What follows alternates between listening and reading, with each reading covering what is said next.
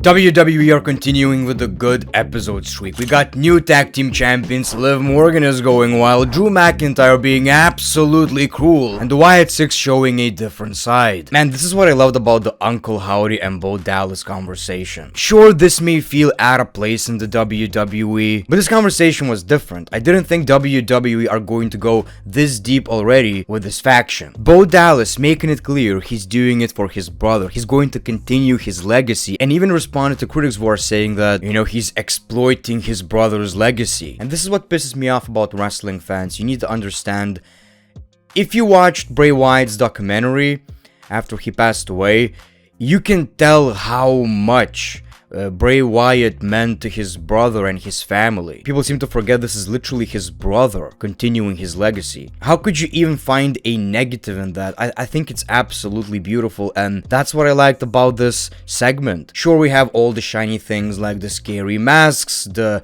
entrances, but there's a real story behind it. There's a real motive. And sure, there's a lot of symbolism. I could review this video for like half an hour probably, but even just looking at it at face value, you just believe what Bo Dallas is saying. He always wanted to work with his brother, and he did, and it was taken away from him. We're gonna talk about that in a second, but again, man, Monday Night Raw was great, SmackDown was great, this Raw was great, so I really, feel like this is WrestleMania season all over again. Because for the past 2 months, yeah, it was kind of going downhill. I gotta be honest. Like, I enjoyed the shows, but it didn't hit the same. So Triple H is finally cooking again. Money in the Bank feels like it's already SummerSlam, so why don't we just talk about that? But before that, a word from our sponsor. Hey, I just want to brag about everything I can do with my browser. I mean, you could too if you would download the sponsor of today's video, Opera. It's fully featured for privacy, security, and everything you do online. Let me tell you why I love it so much. Well, I can customize the look of it and force dark pages, which is super neat. Obviously, I find AI super helpful. With Opera, I have Aria AI, where I can ask questions and get those answers instantly by either using the sidebar or Aria's keyboard shortcut. You can also highlight any text you see on the internet, and Aria will give you an explanation, overview of the topic, or even translate it, which is even more useful than you think. People, can your browser do this?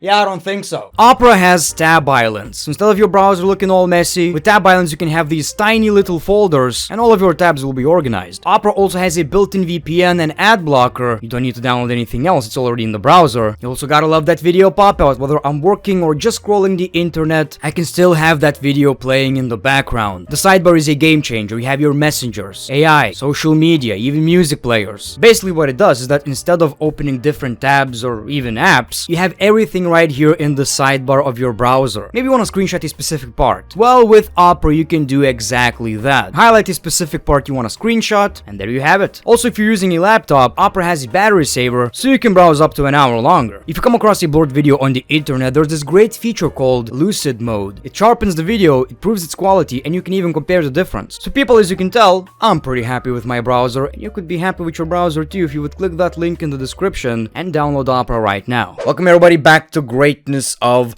Raw. Just like you gotta click that like button. Of course you do, you know that already.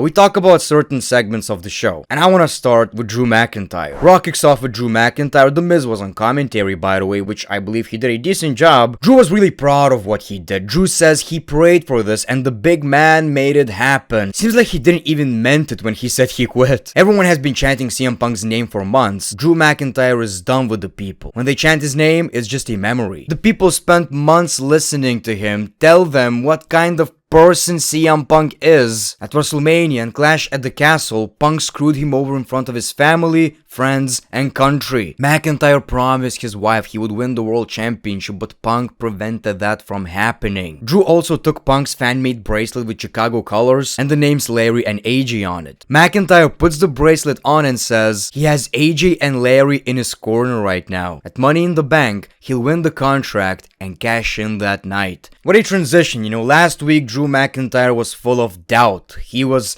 quitting the WWE. It seems like right now the whole CM Punk thing just motivated him even more, and he already feels like CM Punk is pretty much out of the WWE. Then backstage we see Drew McIntyre talking to Adam Pearce. Pearce says everyone has to qualify for Money in the Bank ladder match, and with all the disruptions Drew McIntyre caused, he doesn't deserve the spot. I hope you do the right thing, Pearce, or you'll find out the meaning of disruption. And you know what? he did the right thing, because next week, Drew McIntyre will battle Sheamus and Ilya Dragunov in a Money in the Bank triple threat qualifying match. And I mean, he absolutely deserves it. Why not? You think that's disruption? Did you see what the Wyatt 6 are doing? So just like expected, CM Punk is not gonna be at Money in the Bank. I think it's a very smart decision, because in kayfabe, CM Punk is pretty much injured again, right? So now he's going to be cleared before SummerSlam, and we finally get that match. My only worry is, with this story being so good, it's going to be really hard to follow up with a great match.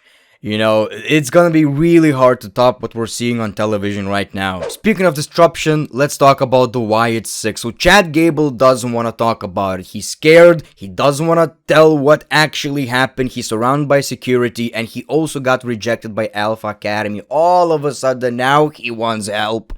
Now he feels like Otis had a lot to offer in Alpha Academy. So then we got Bronson Reed versus Chad Gable versus Braun Strowman in a qualifier match, which was actually pretty entertaining. Chad Gable just surrounded by giants, but Chad Gable actually won the match, which is a great decision. And then we see this creepy ass Nikki Cross entrance, and she gave a box to Michael Cole. Inside the box, there was a tape. They finally played it, and I think this was so great, man. The tape showed Uncle Howdy talking to himself, Bo Dallas. Uncle Howdy says, "Are you happy? How have you been since the loss? Did you feel as though you have been forgotten? Do you remember who you are?" Bo Dallas says, "I'm nobody. How did it feel when your brother died? Like the most important thing in my life was taken away from me. Like nothing was ever gonna matter again. Don't you think you're exploiting your brother's legacy?" Which is definitely a response to critics, which I find so...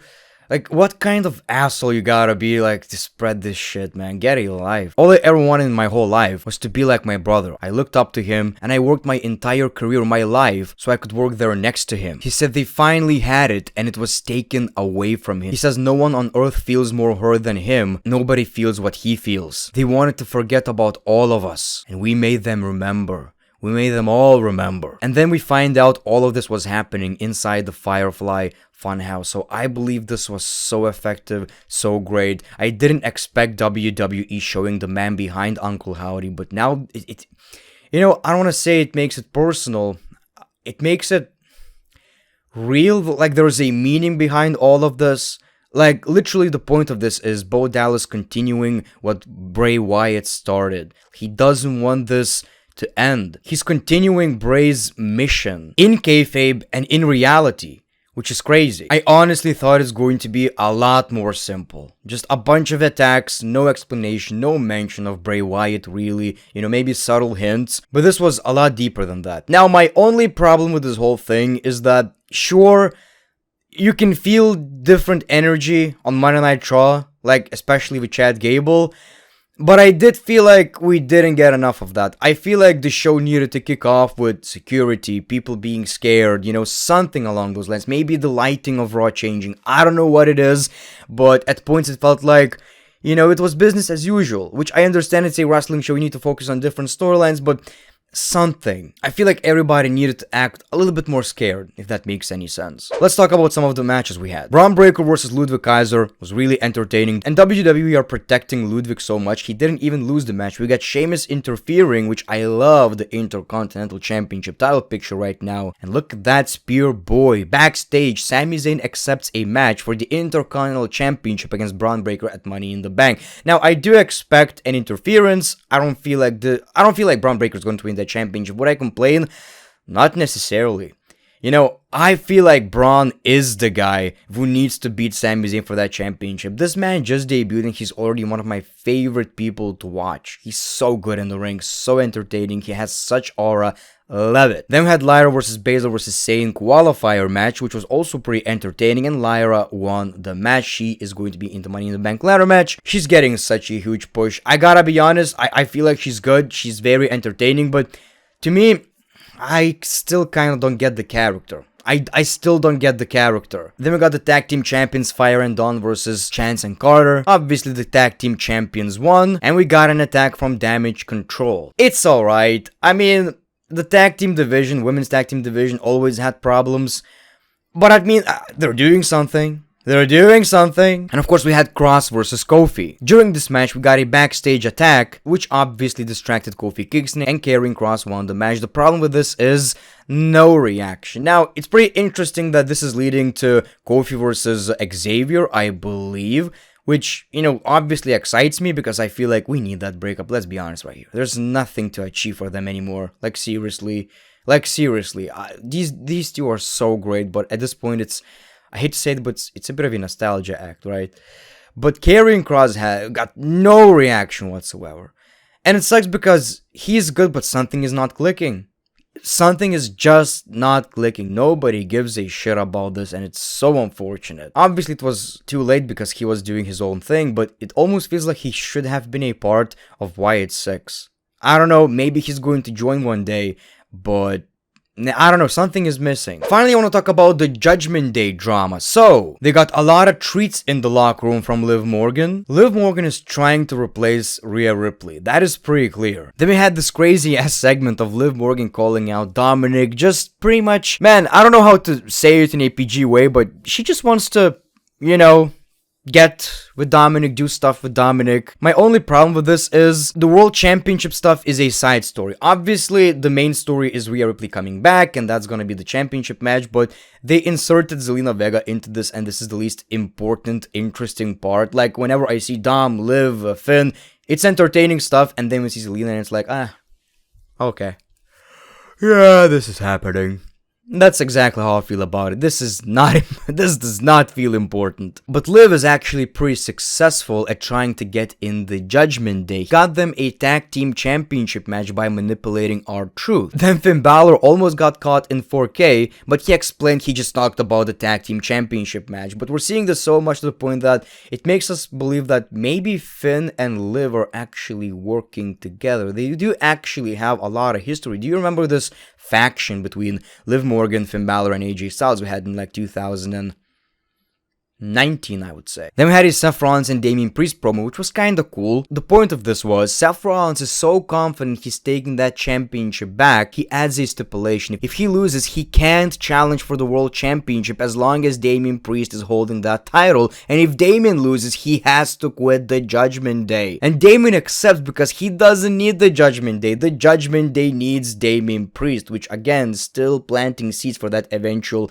breakup. It seems like maybe Finn Balor is going to be the new leader.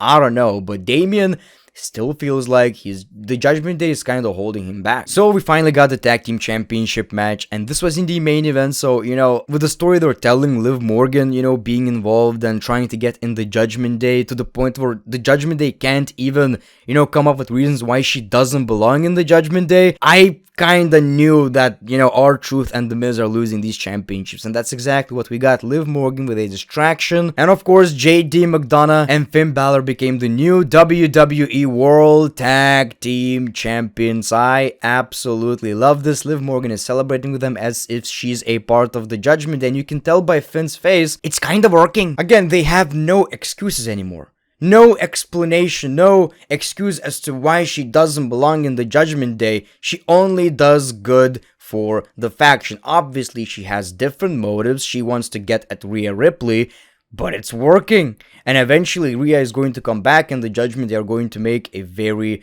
hard decision. They're going to be like, well, ever since Liv came into the picture, we've been more successful than ever, so we don't see why would we have Rhea instead of Liv in our faction. So again, a pretty eventful episode of Raw. Absolutely loved it. Thank you for watching this video. The great one, peace, love, and hugs. It's been a pleasure.